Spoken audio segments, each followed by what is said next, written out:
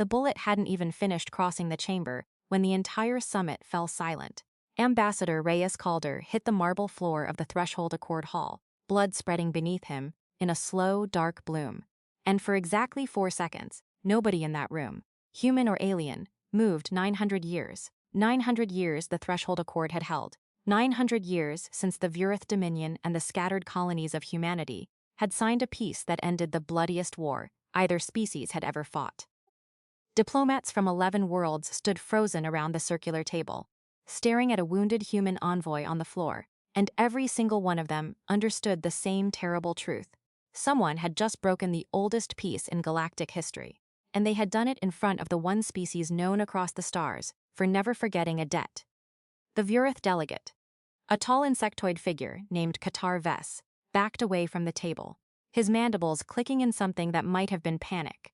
"This was not sanctioned," he said, voice trembling through his translator. "This was not."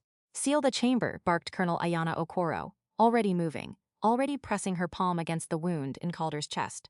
"Nobody leaves. Nobody." Calder's eyes fluttered open, blood at the corner of his mouth. He grabbed Okoro's wrist with startling strength for a dying man.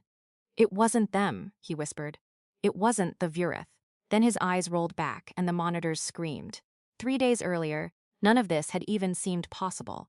The Threshold Accord Hall sat at the exact geometric center of Meridian Station, a neutral construct built jointly by human and Vureth engineers 2 centuries after the war's end. A gesture of trust between 2 species that had once tried to erase each other from the stars.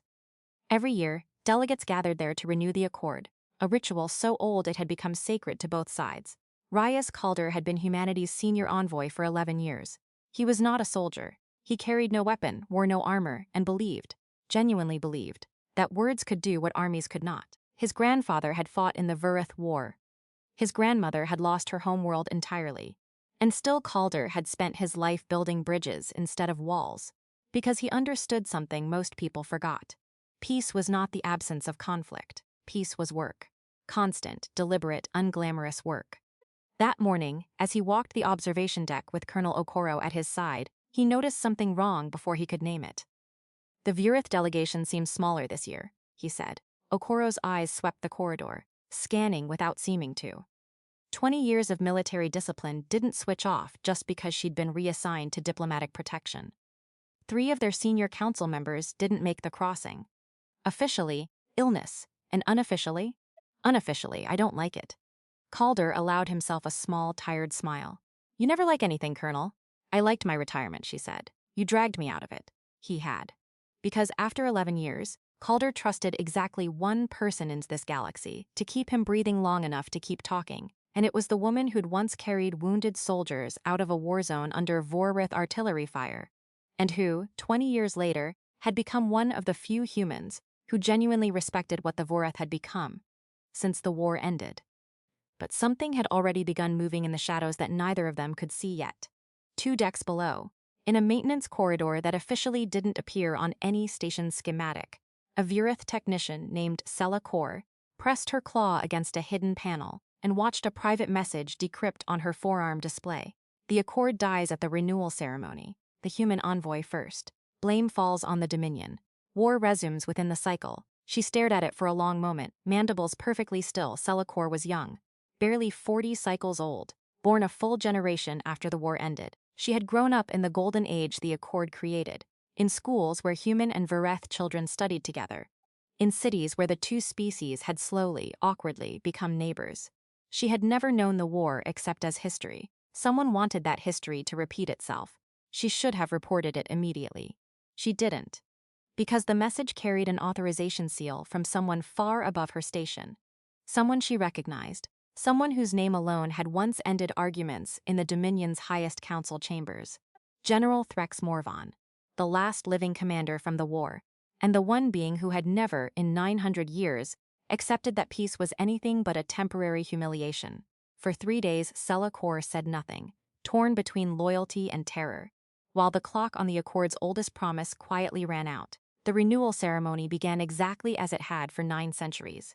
Calder stood at the center of the circular table, reciting the words every envoy before him had spoken, watched by delegates from 11 worlds, and broadcast live across both civilizations. We do not forget what war costs, he said. We remember it every single day so that we never have to relearn it. That was the moment the shot came, not from a hidden assassin.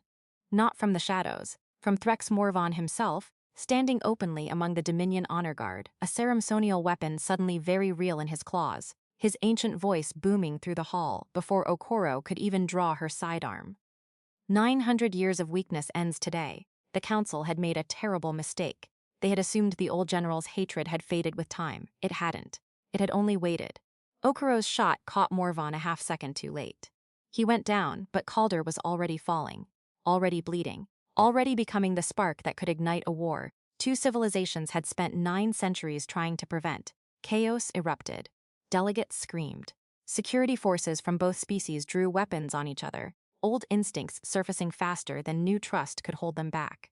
For one terrible moment, the Threshold Accord Hall looked exactly like what it had been built to prevent.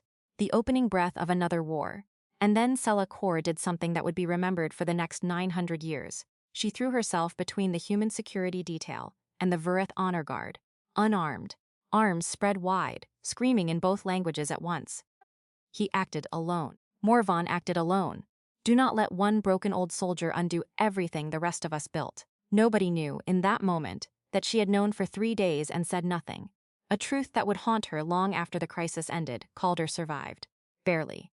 The bullet had missed his heart by less than 2 centimeters, and Okoro's field medicine, brutal, fast, unglamorous, kept him breathing until the medical shuttle arrived. He woke 4 days later to find Sela Kor sitting beside his bed, having refused to leave, having given a full confession to both Dominion and human investigators the moment the chaos settled. She could have hidden her 3 days of silence. She chose not to.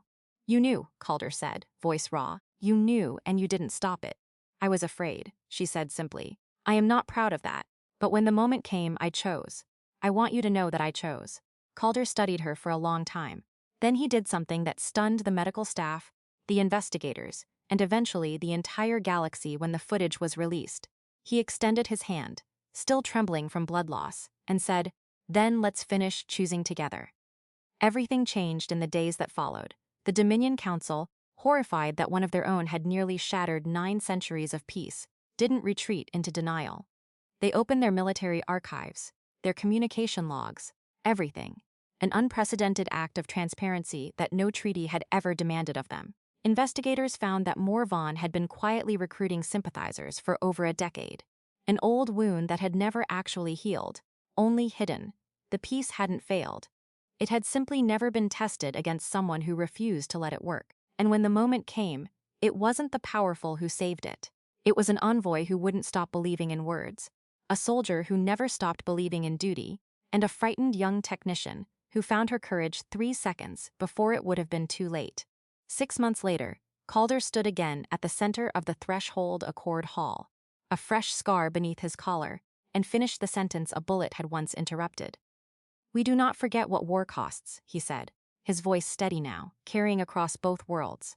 We remember it every single day, not because peace is fragile, but because it is worth defending. 900 years ago, our ancestors chose to stop fighting. Today, we choose to keep choosing it. Every day, for as long as it takes. The hall rose in applause that lasted nearly a full minute. Human hands and Verith claws striking together in a rhythm neither species had invented alone. Sela Kor stood near the back, finally allowing herself to breathe. 900 years of peace had almost died in a single silent moment of hesitation. It survived instead because ordinary people, not warriors, not powerful leaders, just an envoy, a colonel, and a frightened young technician, refused to let one old grudge decide the future for everyone else. The Accord did not survive because it was unbreakable. It survived because every single time it was tested, someone chose to hold it together anyway.